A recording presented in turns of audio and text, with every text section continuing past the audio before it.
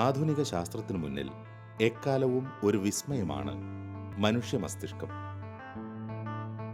പരിണാമത്തിന്റെ ഏറ്റവും സങ്കീർണ രൂപമായ മസ്തിഷ്കത്തിനു പിന്നിലെ നിഗൂഢതകൾ ആഴമേറിയതാണ്. മനുഷ്യനെ മനുഷ്യനാക്കി തീർക്കുന്നതും അവന് മുന്നിൽ അനന്തമായ സാധ്യതകൾ നിരത്തുന്നതും മസ്തിഷ്കമല്ലാതെ മറ്റൊന്നല്ല. മസ്തിഷ്കത്തിന്റെ വികാസമാണ് മനുഷ്യവർഗത്തിന്റെ പുരോഗതി. ആധുനിക മനുഷ്യനിൽ പരിണാമം സംഭവിച്ചിട്ടുള്ളതും ഇനി സംഭവിക്കാനിരിക്കുന്നതും അവിടെയാണ്. മനുഷ്യ മസ്തിഷ്കത്തെക്കുറിച്ചുള്ള സൂക്ഷ്മമായ പഠനം എല്ലാ മേഖലകളിലും ഒട്ടേറെ ബോധ്യങ്ങൾ ആധുനിക മനുഷ്യന് പകർന്നു നൽകിയിട്ടുണ്ട്. തൻ്റെ അസ്തിത്വത്തെക്കുറിച്ചുള്ള തിരിച്ചറിവുകളിലേക്കും അത് അവനെ നയിക്കുന്നു.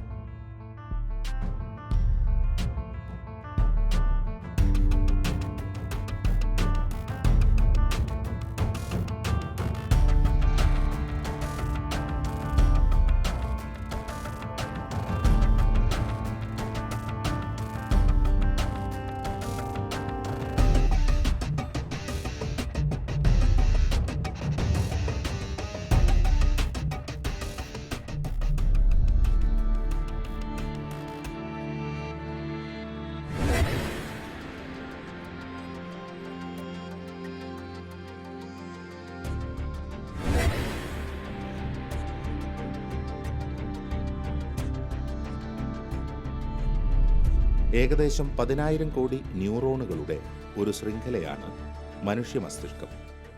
അവ തമ്മിലുള്ള കണക്ഷനുകളുടെ എണ്ണം 100 ലക്ഷം കോടിയോളം വരും. ഈ സങ്കീർണതയാണ് മനുഷ്യനിലെ വൈകാരികവും ബൗദ്ധികവുമായ വൈവിധ്യങ്ങളുടെ അടിസ്ഥാനം. ആധുനിക മസ്തിഷ്കശാസ്ത്ര ഗവേഷണങ്ങളിലെ പ്രധാന വെല്ലുവിളിയും മനുഷ്യ മസ്തിഷ്കത്തിൻ്റെ സങ്കീർണതയുടെ ആഴമാണ്. ശാസ്ത്രം വളർച്ചയിൽ മുന്നേറും തോറും മസ്തിഷ്കവുമായി ബന്ധപ്പെട്ട കൂടുതൽ തിരിച്ചറിവുകളിലേക്ക് ആധുനിക ലോകം എത്തിച്ചേരുന്നു. മനുഷ്യന്റെ പ്രത്യേകതകളും മനുഷ്യ വ്യക്തിത്വത്തിന്റെ സവിശേഷതകളും ന്യൂറോ സയൻസിന് മുന്നിൽ ചുരുളഴിയുകയാണ്. മനുഷ്യനും ദൈവവും തമ്മിലുള്ള ബന്ധവും മനുഷ്യ മസ്തിഷ്കത്തിന്റെ ഉള്ളറകളിൽ നിക്ഷേപിക്കപ്പെട്ടിരിക്കുന്ന ദൈവാന്വേഷണത്തിനുള്ള പ്രവണതയും തുടങ്ങി ദൈവവിശ്വാസം സംബന്ധിച്ച സങ്കീർണതകളും ന്യൂറോ സയൻസിന്റെ അനന്ത സാധ്യതകൾ ഉപയോഗിച്ച് വിദഗ്ധർ പഠന വിഷയമാക്കുന്നു. ന്യൂറോ റിലീജിയൻ അഥവാ മസ്തിഷ്ക ശാസ്ത്രം വഴിയായിട്ടുള്ള മതാത്മകതയുടെ പഠനം, മതത്തോടുള്ള മസ്തിഷ്കശാസ്ത്രപരമായ ഒരു സമീപനത്തെയാണ് നമ്മൾ ന്യൂറോ റിലീജിയൻ എന്ന് പറയുന്നത്.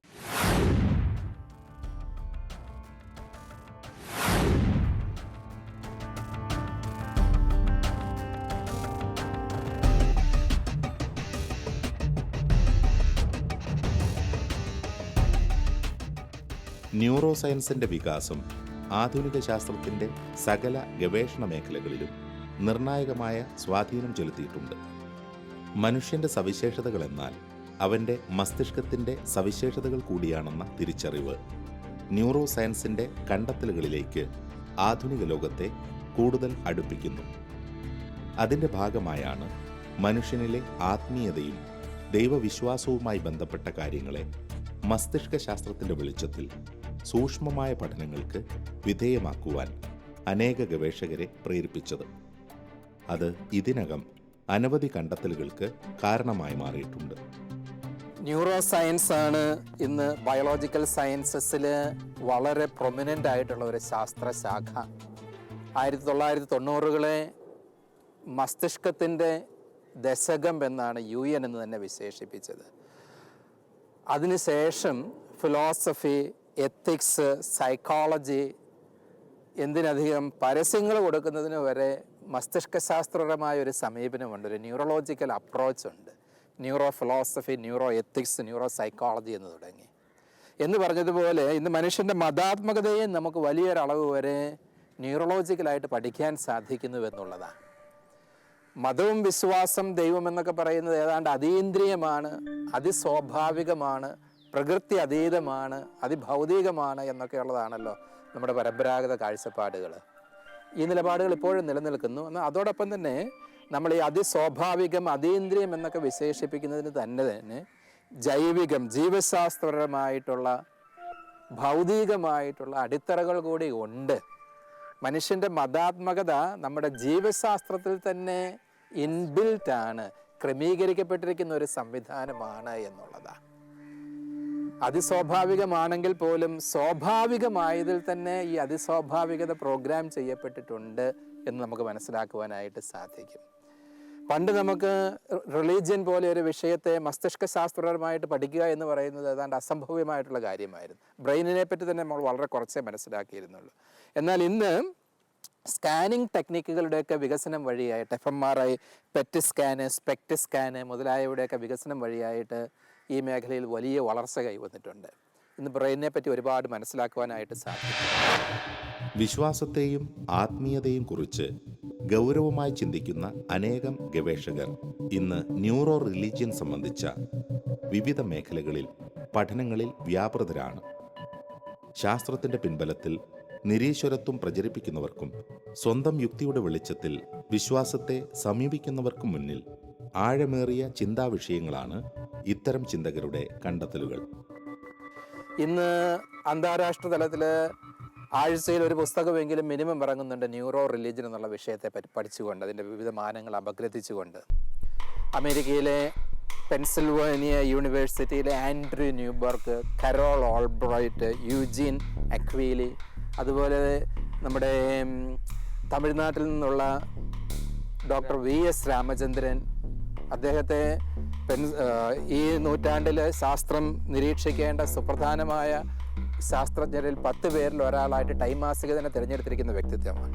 ഇവരൊക്കെയാണ് മുഖ്യമായിട്ടും ഈ ന്യൂറോ റിലീജിയൻ എന്നുള്ള വിഷയം ഗഹനമായിട്ട് പഠിക്കുകയും കൈകാര്യം ചെയ്യുകയും സംഭാവനകൾ നൽകിക്കൊണ്ടിരിക്കുകയും ചെയ്യുന്നത്. അപ്പോൾ പൊതുവെ പറഞ്ഞു കഴിഞ്ഞാൽ നമ്മുടെ മനുഷ്യൻ്റെ മതാത്മകതയെ തന്നെ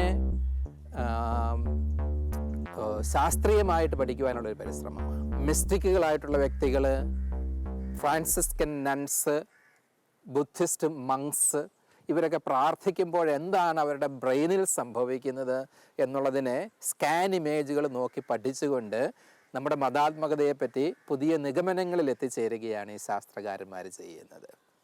ഇതിന് ഒരുപാട് അന്തർധാരകളുണ്ട്.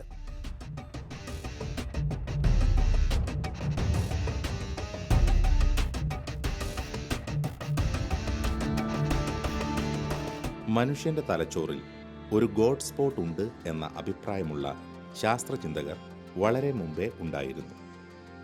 മസ്തിഷ്കത്തിന്റെ ഒരു പ്രത്യേക ഭാഗത്ത് ദൈവത്തെ തിരിച്ചറിയുവാനും ആത്മീയ കാര്യങ്ങളിൽ വ്യാപൃതമാകുവാനും ഉതകുന്ന ഒരു കേന്ദ്രമുണ്ട് എന്ന ആശയമായിരുന്നു അത്. എന്നാൽ ആധുനിക മസ്തിഷ്ക ശാസ്ത്രത്തിന്റെ തിരിച്ചറിവുകളുടെ വെളിച്ചത്തിൽ പ്രത്യേകമായി അങ്ങനെ ഒരിടമില്ല. അതേസമയം മനുഷ്യ മസ്തിഷ്കം അതിന്റെ സൃഷ്ടാവിനെ തിരിച്ചറിയാൻ പ്രത്യേകമാം വിധം സജ്ജമാണെന്ന വെളിപ്പെടുത്തലുകളുണ്ട്. ഇപ്പോൾ നമ്മൾ കേൾക്കുന്നുണ്ട് ഈ ബ്രെയിൻ അനലൈസ് ചെയ്യുമ്പോൾ ബ്രെയിനിൽ ഒരു ഗോഡ് സ്പോട്ട് ഉണ്ട് എന്നൊക്കെ. അതിനെക്കുറിച്ച് എന്താണ് പറയുന്നത്? അങ്ങനെ ഒരു ഗോഡ് സ്പോട്ട് ഉണ്ടോ? ഈ ഗോഡ് സ്പോട്ട് എന്നുള്ള സംജ്ഞ വളരെ കൺഫ്യൂസിങ് ആയിട്ടുള്ള ഒരു സംജ്ഞ തന്നെയാണ് എന്ന് പറയണം. പലരും ഒരുപാട് തെറ്റിദ്ധരിച്ചിരിക്കുന്ന ഒരു പദമാണ് ഈ ഗോഡ് സ്പോട്ട്. ദൈവ ബിന്ദു എന്നോ ഒക്കെ വേണമെങ്കിൽ നമുക്കതിനെ വിവർത്തനം ചെയ്യാനായിട്ട്. ന്യൂറോ സയൻസിൽ ഒരു കാലത്ത് ഒത്തിരി ചർച്ച ചെയ്യപ്പെട്ടിരുന്ന ഒരു പദവുമാണ് ഗോഡ് സ്പോട്ട് എന്ന് പറയുന്നത്. പണ്ട് ഗ്രീക്ക് ചിന്തകനായ ഹോമർ ഗോഡ് സ്പോട്ടിനെ പറ്റി പറയുമായിരുന്നു. നമ്മൾ പ്രാർത്ഥിക്കുന്നത് നമ്മുടെ മസ്തിഷ്കത്തിൻ്റെ ഈ ഭാഗത്ത് ഏതാണ്ട് ഒത്ത മധ്യത്തിലായിട്ട് ഒരു സ്പോട്ടുണ്ട്, അതുപയോഗിച്ചുകൊണ്ട് നമ്മൾ ദൈവവുമായിട്ട് സംവദിക്കുന്നത് എന്ന് പറയും. അത് വളരെ അക്ഷരാർത്ഥത്തിലുള്ള ഒരു ധാരണയാണ് ഗോഡ് സ്പോട്ടിനെ പറ്റി എന്ന് പറയുന്നത്. കാണുവാൻ വേണ്ടി മസ്തിഷ്കത്തിനൊരു മേഖല, കേൾക്കുവാൻ വേണ്ടി വേറൊരു മേഖല, സ്പർശിക്കുവാൻ വേണ്ടി ഇതര സംവേദനങ്ങൾക്ക് വേണ്ടി വേറൊരു മേഖല എന്ന് പറഞ്ഞതുപോലെ ദൈവത്തെ സംവദിക്കുവാൻ വേണ്ടി മനുഷ്യന് പ്രത്യേകമായ ഒരു കേന്ദ്രം മസ്തിഷ്കം ഇവോൾവ് ചെയ്തിരിക്കുന്നു എന്ന് ചിന്തിക്കുന്നത് തെറ്റാണ്. അങ്ങനെ ഒരു ഗോഡ് സ്പോട്ട് ഇല്ല. അക്ഷരാർത്ഥത്തിൽ ഭൗതികമായ ഒരു ബിന്ദുവായിട്ട്, ബ്രെയിനിലെ ഒരു കേന്ദ്രമായിട്ട് നമുക്ക് ഗോഡ് സ്പോട്ടിനെ മനസ്സിലാക്കാൻ സാധിക്കുകയില്ല. എന്നാൽ രൂപകാർത്ഥത്തിൽ ആലങ്കാരികമായിട്ട് വേണമെങ്കിൽ ഗോഡ് സ്പോട്ട് എന്താണ് എന്നുള്ളത് നമുക്ക് മനസ്സിലാക്കാനായിട്ട് സാധിക്കും. അതായത് ദൈവത്തെ അറിയുവാൻ വേണ്ടി പരിണാമപരമായിട്ട് ജൈവികമായിട്ട് മനുഷ്യൻ്റെ മസ്തിഷ്കം ക്രമീകരിക്കപ്പെട്ടിരിക്കുന്നു എന്നുള്ള അവബോധം എന്നുള്ള ആ നിഗമനത്തെ വേണമെങ്കിൽ നമുക്ക് ഗോഡ് സ്പോട്ട് എന്ന് വിശേഷിപ്പിക്കാം. അതായത് ദൈവത്തെ അറിയുവാനുള്ള മസ്തിഷ്കത്തിൻ്റെ ശേഷിയെ മസ്തിഷ്കത്തിന് ഈശ്വര സംവേദനത്തിന് അതിൽ തന്നെ സംവിധാനങ്ങൾ ഉണ്ട് എന്നുള്ള തിരിച്ചറിവിനെ വേണമെങ്കിൽ മസ്തിഷ്കത്തിലെ ഗോഡ് സ്പോട്ട് എന്ന് നമുക്ക് വിളിക്കാം. എന്നാലും അവിടെയും സ്പോട്ട് എന്നുള്ള പദം തെറ്റിദ്ധാരണാജനകമാണ് എന്ന് നമ്മൾ മനസ്സിലാക്കേണ്ടിയിരിക്കും. ജൈവികമായ ചില സവിശേഷതകൾ ഉൾക്കൊള്ളുന്ന ഒരവയവം എന്നതിലുപരി ഏറെ പ്രത്യേകതകൾ മനുഷ്യ മസ്തിഷ്കത്തിനുണ്ട്. ഇന്ദ്രിയങ്ങൾക്ക് അതീതമായ സംവേദനശേഷിയും കഴിവുകളുമാണ് മസ്തിഷ്കം മനുഷ്യന് നൽകുന്നത്. മറ്റുള്ള ജീവിവർഗങ്ങളിൽ നിന്ന് ഘടനാപരമായി മനുഷ്യനെ വ്യത്യസ്തനാക്കുന്നതും ഈ മസ്തിഷ്കം തന്നെയാണ്. അതീന്ദ്രിയമായ സംവേദനങ്ങൾ നടത്തുവാനും അതിസ്വാഭാവികമായതിലേക്ക് ആഭിമുഖ്യം പുലർത്തുവാനുമുള്ള സഹജമായ ഒരു സവിശേഷത പരിണാമത്തിന് വിധേയമായിട്ട് കടന്നു വരുന്ന നമ്മുടെ ഈ മസ്തിഷ്കം ആർജിച്ചെടുത്തിരിക്കുന്നു എന്നുള്ളത് നമുക്ക് അതുകൊണ്ടാണ് പ്രാർത്ഥിക്കുവാനായിട്ട് നമുക്ക് സാധിക്കുന്നത്, വിശ്വസിക്കുവാനായിട്ട് നമുക്ക് സാധിക്കുന്നത് എന്ന് പറയുന്നത്. ഇത് മനുഷ്യന് യുണീക്കായിട്ടുള്ളൊരു സാധ്യതയാണ് ആധ്യാത്മികത എന്ന് പറയുന്നത്. അത് നമ്മുടെ മസ്തിഷ്കത്തിൻ്റെ സങ്കീർണതകൾ കൊണ്ട് നമുക്ക് ലഭിക്കുന്ന ഒരു വളർച്ച കൂടിയാണ് എന്ന് മനസ്സിലാക്കേണ്ടത്. ആത്മീയമായ പ്രതിഭാസങ്ങളെ പലതിനെയും വിശദീകരിക്കുവാൻ ഇന്ന് ന്യൂറോ സയൻസിന് കഴിയുന്നുണ്ട്. അമാനുഷികമെന്നോ അത്ഭുതങ്ങളെന്നോ കരുതിയിരുന്ന പലതും ശാസ്ത്രത്തിൻ്റെ കണ്ണുകളിൽ കൂടി കാണാനും മനസ്സിലാക്കാനും കഴിഞ്ഞതോടെ ദൈവം എന്ന മഹായാഥാർത്ഥ്യത്തെ ഒരു പടി കൂടി അടുത്തറിയുവാൻ മനുഷ്യന് കഴിഞ്ഞിരിക്കുന്നു. ന്യൂറോ റിലിജിയൻ സംബന്ധമായ ഗവേഷണങ്ങളും പഠനങ്ങളും അതീന്ദ്രിയങ്ങളായ പലതിനെയും ലളിതമായ ഭാഷയിൽ വിശദീകരിക്കുന്നു. യഥാർത്ഥത്തിൽ ന്യൂറോ റിലീജിയൻ്റെ ഇംപ്ലിക്കേഷൻ എന്താണ്, അതിൻ്റെ അന്തർധാരകൾ എന്താണ് എന്ന് നമ്മളത് പരിശോധിക്കുകയാണ് എങ്കിൽ നമ്മൾ മനസ്സിലാക്കേണ്ട ഇതാണ്. ഇതുവരെ നമ്മൾ വിശ്വാസത്തെ അതീന്ദ്രിയമായിട്ടും അതിസ്വാഭാവികമായിട്ടും കണ്ടു പോന്നിരുന്നുവെങ്കിൽ ഇന്ന് ഈ അതീന്ദ്രിയമായത് ഒരു പരിധിവരെ ഇന്ദ്രിയബദ്ധം കൂടിയാണ് എന്നുള്ളതാണ്. അതിസ്വാഭാവികമായതും പ്രകൃത്യതീതമായതും പ്രകൃതിയിൽ നിന്ന് തന്നെ മനുഷ്യന് താഴെ നിന്നും പരിണമിച്ചു വരുന്ന അല്ലെങ്കിൽ ആരോഹണം ചെയ്തു വരുന്ന ഒരു സംഗതിയായിട്ട് നമുക്ക് മനസ്സിലാക്കുവാനായിട്ട് സാധിക്കും മനുഷ്യൻ്റെ മതാത്മകത എന്ന് പറയും. വിശുദ്ധ അഗസ്റ്റിൻ പറഞ്ഞിട്ടുണ്ട്, ദൈവമേ നിന്നിലെത്തുവോളം ഞങ്ങളുടെ ഹൃദയങ്ങൾ അസ്വസ്ഥമായിരിക്കുമെന്ന്. ഇതിനെ മനഃശാസ്ത്രപരമായ ഒരു ദാഹമായിട്ടാണ് പൊതുവെ ദൈവശാസ്ത്രജ്ഞന്മാർ വ്യാഖ്യാനിച്ചിരിക്കുന്നത് അല്ലേ. ഇന്ന് ഈ മനഃശാസ്ത്രം എന്ന് പറയുന്നത് ഒരു പരിധിവരെ നമുക്ക് പറയാൻ സാധിക്കും മസ്തിഷ്കശാസ്ത്രപരം കൂടിയാണ്. അതായത് അങ്ങിലെത്തുവോളം അസ്വസ്ഥമായിരിക്കുവാനുള്ള മനുഷ്യൻ്റെ സഹജമായ ആഭിമുഖ്യം അത് നമ്മുടെ മസ്തിഷ്കത്തിലുണ്ട്. ദൈവത്തെ അറിയുവാനും ദൈവത്തിന് വേണ്ടി ദാഹിക്കുവാനുമുള്ള ശേഷി എന്ന് പറയുന്നത് നമ്മുടെ മസ്തിഷ്കത്തിലുണ്ട് എന്ന് വേണം നമ്മൾ മനസ്സിലാക്കുവാനായിട്ട്. അത് ഇതിൻ്റെ സുപ്രധാനമായ ഒരു അന്തർധാരയാണ് ഈ ന്യൂറോ സയൻസ്. ന്യൂറോ സയൻസ് സംബന്ധമായ കണ്ടെത്തലുകളുടെ വെളിച്ചത്തിൽ മതങ്ങളും ദൈവവിശ്വാസവും പതിവായി വിമർശന വിധേയമാകാറുണ്ട്. നിരീശ്വരവാദികളും യുക്തിവാദികളും തങ്ങളുടെ ആശയങ്ങൾക്ക് ഉപോത്ബലകമായി ശാസ്ത്രീയ നിരീക്ഷണങ്ങളെ അവതരിപ്പിക്കാറുണ്ട്. എന്നാൽ യഥാർത്ഥത്തിൽ ദൈവവിശ്വാസമെന്നത് ഒരു മനുഷ്യ മസ്തിഷ്കത്തിൻ്റെ അടിസ്ഥാന സ്വഭാവമാണെന്ന് ന്യൂറോ റിലീജിയൻ സംബന്ധമായ പഠനങ്ങൾ വെളിപ്പെടുത്തുന്നു. ജന്മനാൽ തന്നെ ഒരു വ്യക്തിയുടെ മസ്തിഷ്കത്തിൽ നിക്ഷേപിക്കപ്പെട്ടിരിക്കുന്ന സഹജമായ വാസനയാണ് ദൈവാന്വേഷണം. പലതരം വിമർശനങ്ങളുണ്ട് വിശ്വാസത്തെപ്പറ്റി നമുക്ക് പരമ്പരാഗതമായിട്ട് നോക്കിക്കഴിഞ്ഞാൽ. ഉദാഹരണം പറഞ്ഞാൽ കാൾ മാർക്സ് പറഞ്ഞു മതം മനുഷ്യനെ മയക്കുന്ന കറുപ്പാണ് എന്ന് പറയാം. വിശ്വാസത്തിൻ്റെ ശരീരശാസ്ത്രം എന്ന് പറഞ്ഞ് മാതൃഭൂമി ആഴ്ചപ്പതിപ്പ് പ്രസിദ്ധീകരിച്ച ഒരു ലീഡ് ആർട്ടിക്കിളിന് അവർ കൊടുത്തിരുന്ന ടൈറ്റിൽ ഇതായിരുന്നു, ഫ്രണ്ട് പേജിൽ കൊടുത്തിരുന്ന ക്യാപ്ഷൻ ഇതായിരുന്നു, മതം കറുപ്പ് തന്നെ. ന്യൂറോ സയൻസിനെ ഉപയോഗിച്ച് കൊടുത്തിരിക്കുന്നത്. ഇത് വളരെ തെറ്റിദ്ധാരണ ജനിപ്പിക്കുന്നതാണ് ആ രീതിയിലുള്ള നിരീശ്വരത്വപരമായ വ്യാഖ്യാനങ്ങൾ. അത് പോപ്പുലാരിറ്റിക്ക് വേണ്ടി മാധ്യമങ്ങൾ ഉപയോഗിക്കുന്ന ഒരു രീതിശാസ്ത്രമെന്ന് മനസ്സിലാക്കേണ്ടതുള്ളൂ. എന്നിരുന്നാൽ പോലും മതം കറുപ്പാണ് എന്നുള്ളതല്ല ന്യൂറോ സയൻസിൻ്റെ ഇംപ്ലിക്കേഷൻ എന്ന് പറയും. ഇതുവരെ നമുക്ക് അങ്ങനെ കരുതാമായിരുന്നു, അവിശ്വാസികൾക്ക് പോലും മതം എന്ന് പറയുമ്പോൾ ഒരുപാട് എന്തോ അന്ധവിശ്വാസമാണ് എന്നുള്ളത്. ഇന്ന് നമ്മൾ പറയുക അങ്ങനെയല്ല, മതാത്മകത സഹജമായിട്ട് ജൈവികമായിട്ട് മനുഷ്യനിൽ പ്രോഗ്രാം ചെയ്യപ്പെട്ടിരിക്കുന്നു എന്ന് പറയുന്നത്. രണ്ടാമത്തെ ഒരു വിമർശനം എന്ന് പറയുന്നത് മതം എന്ന് പറയുന്നത്, വിശ്വാസം എന്നൊക്കെ പറയുന്നത് സാമൂഹിക ഉൽപ്പന്നമാണ് എന്നുള്ളതാണ്. സോഷ്യൽ കൺസ്ട്രക്ഷൻ തിയറി എന്നൊക്കെ നമ്മൾ പറയുന്നത് അല്ലേ. അതായത് കുഞ്ഞ് ജനിച്ച് വീഴുന്ന പാടെ അവനെ മാമോദീസമൊക്കെ മതാത്മകമാക്കി കഴിഞ്ഞു. നമ്മുടെ സമൂഹത്തിൻ്റെ കാഴ്ചപ്പാടുകളും മനോഭാവങ്ങളും പുതിയ തലമുറയിലേക്ക് അടിച്ചേൽപ്പിക്കുന്നത് കൊണ്ട് വ്യക്തികൾ മതവിശ്വാസികളായിട്ട് മാറുന്നത് കൊണ്ടാണ്. പ്രത്യക്ഷത്തിൽ വളരെ പ്രോഗ്രസീവ് ആയിട്ടാണെന്നൊക്കെ തോന്നും ഇങ്ങനെയുള്ള ചിന്താഗതികളൊക്കെ. അതുകൊണ്ട് അവയൊക്കെ മാറ്റി വെക്കണം. ശ്രീ MA ബേബി വിദ്യാഭ്യാസ മന്ത്രിയായിരുന്നപ്പോൾ മതമില്ലാത്ത ജീവൻ എന്ന് പറഞ്ഞ് സാമൂഹ്യശാസ്ത്ര 6ാം ക്ലാസ്സിലെ സാമൂഹ്യശാസ്ത്ര പാഠപുസ്തകത്തിലൊരു അധ്യായം കൂട്ടിച്ചേർത്തിരുന്നു. 18 വയസ്സ് കഴിയുമ്പോൾ കൊച്ചു തീരുമാനിക്കട്ടെ ഞാൻ വിശ്വാസിയാകണമോ വേണ്ടയോ എന്ന്. പ്രത്യക്ഷത്തിൽ വളരെ വിമോചനപരമായിട്ടും വിപ്ലവകരമായിട്ടും തോന്നും ഇങ്ങനെയൊക്കെയുള്ള സംഗതികൾ. പക്ഷേ ശാസ്ത്രീയമായിട്ട് ന്യൂറോ സയൻസിൻ്റെ ഉൾക്കാഴ്ചകൾ വെച്ച് പരിശോധിക്കുമ്പോൾ നമുക്ക് മനസ്സിലാക്കുവാനായിട്ട് സാധിക്കും ഇത്തരത്തിലുള്ള സമീപനങ്ങൾ മാനവ വിജ്ഞാനീയത്തിന് നിരക്കുന്നതല്ല.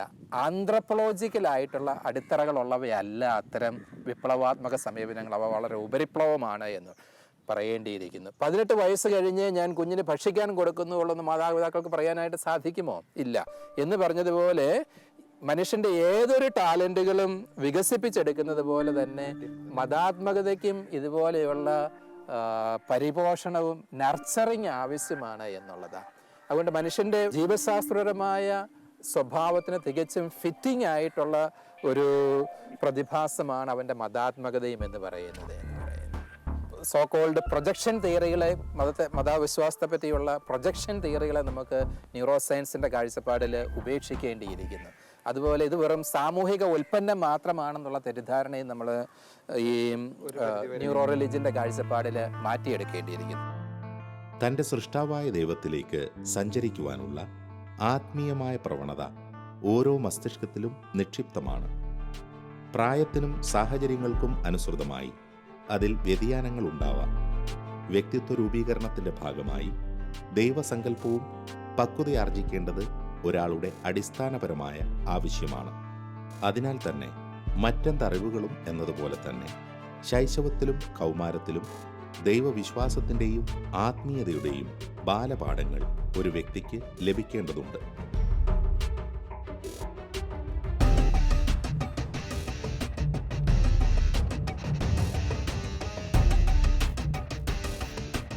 മനുഷ്യ മസ്തിഷ്കത്തിൻ്റെ സാധ്യതകൾ അനന്തമാണ്. ഭാവനയിൽ പലതും സങ്കല്പിക്കുവാനും സൃഷ്ടിക്കുവാനും മനുഷ്യന് കഴിയും. മനുഷ്യ മസ്തിഷ്കത്തിൻ്റെ കേവലമൊരു സൃഷ്ടി മാത്രമാണ് ആത്മീയത എന്ന് വിലയിരുത്തുന്നവരുണ്ട്. എന്നാൽ ദൈവത്തിൻ്റെ അസ്തിത്വം അതിനും അതീതമാണെന്ന് ന്യൂറോ റിലീജിയൻ സംബന്ധിച്ച പഠനങ്ങൾ വിശദമാക്കുന്നു. സൃഷ്ടികളെയും സകല സൃഷ്ടികൾക്കും അതീതമായതിനെയും വേർതിരിച്ചറിയുവാനും മസ്തിഷ്കത്തിന് കഴിയും. ഈ ന്യൂറോ റിലിജിയൻ്റെ അഡ്വക്കേറ്റുകൾ തന്നെ അവരുടെ നിഗമനങ്ങൾ സ്വയം ചോദിക്കുന്ന ഒരു ചോദ്യമുണ്ട്. Did God create brain or brain create God എന്ന്. അതായത് ദൈവം മസ്തിഷ്കത്തെ സൃഷ്ടിച്ചോ അതോ മസ്തിഷ്കം ദൈവത്തെ സൃഷ്ടിക്കുകയാണോ ചെയ്തത് എന്ന് പറയും. അപ്പം നമുക്ക് ഒരുപക്ഷെ സ്വാഭാവിക ആ ചോദ്യം വാലിഡാണ് എന്ന് വെച്ച് കഴിഞ്ഞാൽ ദൈവത്തെ മസ്തിഷ്കം ഇവിടെ മനസ്സിലാക്കി എടുക്കുകയാണല്ലോ ചെയ്യുന്നത്. അതുകൊണ്ട് സ്വാഭാവികമായിട്ട് നമുക്ക് ചിന്തിച്ചു പോകാം, അപ്പം ദൈവം എന്ന് പറയുന്നത് തന്നെ മസ്തിഷ്കത്തിൻ്റെ ഒരു കണ്ടുപിടുത്തം മാത്രമല്ലേ എന്നുള്ളത്. പക്ഷെ അതല്ല അതിൻ്റെ ഇംപ്ലിക്കേഷൻ എന്ന് പറയും. ഈ രണ്ട് ചോദ്യങ്ങൾക്കും പോസിറ്റീവായിട്ട് തന്നെ ഉത്തരം കൊടുക്കാം. ദൈവം മസ്തിഷ്കത്തെ സൃഷ്ടിച്ചു. മസ്തിഷ്കം ദൈവത്തെ സൃഷ്ടിച്ചു. എപ്രകാരം തന്നെ കണ്ടെത്തുവാൻ വേണ്ടി ദൈവം ഒരു പ്രകൃതിബദ്ധമായ ഒരു സംവിധാനം മനുഷ്യരിൽ നിക്ഷേപിച്ചിരിക്കുന്നതാണ് അവൻ്റെ മതാത്മകത എന്ന് പറയുന്നത്. ദൈവം നിക്ഷേപിച്ചിരിക്കുന്ന ഈ സാധ്യതയുടെ വിത്തിനെ ആഘോഷിച്ചുകൊണ്ടാണ് മസ്തിഷ്കം ദൈവത്തെ കണ്ടെത്തുന്നത് എന്ന് പറയുന്നത്. അത് ആരോഗ്യകരമായ ഒരു സമീപനമാണ് എന്ന് എനിക്ക് തോന്നുകയാണ്. ദൈവം നേരിട്ട് ഇങ്ങനെ വന്ന് ഞാനിവിടെ ഉണ്ട് എന്ന് പറഞ്ഞ് മനുഷ്യന് മുമ്പിൽ അങ്ങ് വെളിപ്പെടുത്തി തരികയല്ല പ്രത്യക്ഷപ്പെട്ടുകൊണ്ട്. അതിലുപരിയായിട്ട് പരിണാമത്തിൻ്റെയും പ്രകൃതിയുടെയും നിയമങ്ങളെ ബഹുമാനിച്ചുകൊണ്ട് പ്രകൃതിയിലൂടെ സ്വയം ആവിഷ്കരിക്കുന്ന ദൈവം പദാർത്ഥത്തിൻ്റെ ഈ സങ്കീർണതയെ ഉപയോഗിച്ചുകൊണ്ട് താൻ തന്നെ നിക്ഷേപിച്ചിരിക്കുന്ന സാധ്യതകളെ ആവിഷ്കരിച്ചുകൊണ്ട് മനുഷ്യന് സ്വയം ഗ്രാഹ്യമായി തീരുകയാണ് എന്ന് നമ്മൾ മനസ്സിലാക്കേണ്ടിയിരിക്കുന്നു. ന്യൂറോ സയൻസ് വളരെ വേഗം മുന്നേറുന്ന ഒരു ശാസ്ത്രശാഖയാണ്. വിപ്ലവകരമായ തിരിച്ചറിവുകളിൽ കൂടി ഗവേഷകർ മുന്നേറുന്നു. അതിനൊപ്പം പുതിയ കാഴ്ചപ്പാടുകളുമായി ന്യൂറോ റിലീജിയൻ സംബന്ധിച്ച ഗവേഷണങ്ങളും മുന്നോട്ട് നീങ്ങുകയാണ്. ഏതെങ്കിലും ഒരു ശാസ്ത്രശാഖയല്ല ദൈവമെന്ന നിത്യസത്യത്തെ കണ്ടെത്തലുകളിലൂടെയോ സിദ്ധാന്തങ്ങളിലൂടെയോ സ്ഥാപിക്കേണ്ടതെങ്കിലും ശാസ്ത്രത്തിൻ്റെ തിരിച്ചറിവുകൾക്ക് മനുഷ്യൻ്റെ ദൈവസങ്കല്പങ്ങളിൽ കൂടുതൽ വ്യക്തത നൽകുവാൻ കഴിയും. ഒരു 10 വർഷം കഴിഞ്ഞിട്ട് ഈ സ്റ്റഡിയിൽ നിന്ന് നമുക്ക് കിട്ടാൻ പോകുന്ന ലെസൺസ്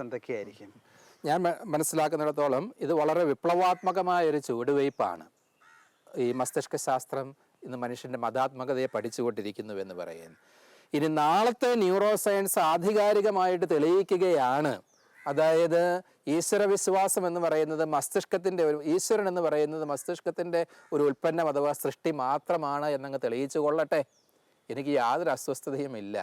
കാരണം അവിടെയും നമുക്ക് ആരാണ് ഈശ്വരൻ, എന്താണ് ഈശ്വരൻ്റെ സ്വഭാവം എന്നുള്ളതിനെ പറ്റിയൊക്കെ കൂടുതൽ സാകല്യമായ ചോദ്യങ്ങൾ ചോദിക്കുവാൻ സാധിക്കുമെന്നുള്ളതാണ്. അതിലൂടെ സംഭവിക്കുന്നത് കുറെ കൂടെ വിശ്വവിശാലമായ പ്രകൃതിഭദ്രമായ കൂടുതൽ നാച്ചുറലിസ്റ്റിക് ആയിട്ടുള്ള ഒരു ഈശ്വര സിദ്ധാന്തമാണ് നമുക്ക് ലഭിക്കുവാൻ പോകും. ഒരു പുതിയ ദൈവശാസ്ത്രം തന്നെ അതിലൂടെ ആവിഷ്കരിക്കപ്പെടുകയുള്ളൂ എന്ന് വേണം നമ്മൾ മനസ്സിലാക്കുവാനായി. ശരിയാണ്, പരമ്പരാഗത ദൈവശാസ്ത്ര സ്വപ്നങ്ങളുടെയും ചട്ടക്കൂട്ടിലേക്ക് നമുക്ക് ഒതുക്കാൻ സാധിക്കുന്നതല്ല ന്യൂറോ റിലിജിൻ്റെ ഉൾക്കാഴ്ചകൾ എന്ന് പറയുന്നത്. പക്ഷേ ഒരു കാര്യം നമുക്ക് അടിവരയിട്ട് പറയുവാനായിട്ട് സാധിക്കുന്നത്, മനുഷ്യൻ്റെ മതാത്മകതയ്ക്ക് കൂടുതൽ യുക്തിപരവും പ്രകൃതിബദ്ധവുമായ അന്തർധാരകൾ കൈവരിക്കുന്നത് കൂടി മനുഷ്യൻ്റെ ഈശ്വര വിശ്വാസത്തിന് ഈ കാലഘട്ടത്തിൽ കൂടുതൽ ബഹുമാന്യത കൈവരുന്നതേയുള്ളൂ. ഈശ്വര സങ്കല്പവും ഈശ്വര ദർശനവും പരമ്പരാഗത ദൈവശാസ്ത്രങ്ങളും ഒക്കെ ചിലപ്പോഴൊക്കെ ചില ഭേദഗതികൾക്കും തിരുത്തലുകൾക്കും തീർച്ചയായും വിധേയമാകേണ്ടി വരും. പക്ഷേ മനുഷ്യൻ്റെ ഈശ്വര അവബോധം കൂടുതൽ പരിപോഷിപ്പിക്കപ്പെടുകയുള്ളൂ ന്യൂറോ റിലിജിൻ്റെ കണ്ടുപിടുത്തങ്ങൾ വഴിയായിട്ട് എന്ന് നമുക്ക് തീർച്ചയായും അനുമാനിക്കുവാനായിട്ട് സാധിക്കും. ശാസ്ത്രം ഉയരങ്ങളിലേക്ക് കുതിക്കുകയാണ്. കൂടുതൽ ഉയരങ്ങളിലെത്തുന്തോറും എല്ലാത്തിനെയും കൂടുതൽ വിശാലമായി വീക്ഷിക്കുവാനുള്ള കഴിവ് കൂടിയാണ് ശാസ്ത്രജ്ഞർക്കും ചിന്തകർക്കും ലഭിക്കുന്നത്. തിരിച്ചറിവുകളുടെയും യാഥാർത്ഥ്യങ്ങളുടെയും ഉള്ളറകളിലേക്ക് സത്യാന്വേഷകർ എത്തുന്നതിനനുസരിച്ച് വലിയ ഉൾക്കാഴ്ചകൾ മാനവരാശിക്ക് ലഭിക്കുന്ന കാഴ്ചയാണ് നാം കാണുന്നത്. ശാസ്ത്രത്തിൻ്റെ സൂക്ഷ്മമായ കണ്ടെത്തലുകളിലൂടെ വെളിപ്പെടുന്ന ദൈവിക യാഥാർത്ഥ്യങ്ങൾ തേടിയുള്ള നമ്മുടെ യാത്ര തുടരുന്നു. ലൈറ്റ് ഓഫ് ട്രൂത്ത് എന്ന ഈ ശാസ്ത്ര മതസംവാദ പരമ്പരയുടെ കഴിഞ്ഞ എപ്പിസോഡുകൾ യൂട്യൂബിൽ ലഭ്യമാണ്. ഈ ഡോക്യുമെൻ്ററി പരമ്പരയെക്കുറിച്ചുള്ള നിങ്ങളുടെ വിലയേറിയ അഭിപ്രായങ്ങളും നിർദ്ദേശങ്ങളും വാട്സപ്പ് വഴി ഞങ്ങളെ അറിയിക്കാവുന്നതാണ്. WhatsApp number 9745901960.